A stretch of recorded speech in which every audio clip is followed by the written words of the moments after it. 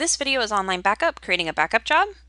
So now that I've logged into my GUI interface, my account, I'm going to create a job, and I'm going to create a regular device job, and I'm going to call this new example. I'm going to select the device, which is basically the computer that you've already installed the software on. We're going to pick one of those computers and decide what we're going to back up. So I'm going to scroll through my files, and most people want their users folder to be backed up. So I'm going to add that.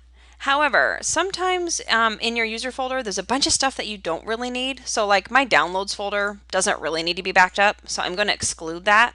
And that's how I can keep my backups basically at a reasonable size, and you don't waste storage space that you don't need to use.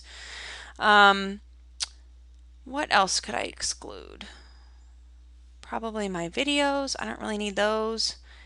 And then I'm going to go back up and I'm going to select some more folders. I'm going to say I want the Windows folder just for fun. What could I select in here? How about fonts? I've got some proprietary fonts. So I'm going to select my Windows fonts folder, and that's probably about it. Now you'll see in my list I've got different folders, and I've got excludes in the middle. It doesn't matter where you put the folders you want to back up and the folders you want to exclude.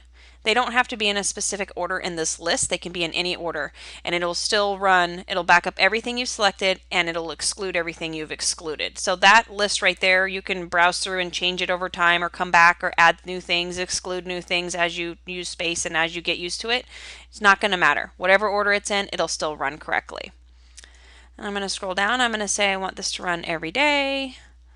I'm going to say I want it to start tomorrow, and I want it to be at 4 a.m. when I know I'm not going to be on my computer. And then I will have it send me an email notification basically saying that the job is completed.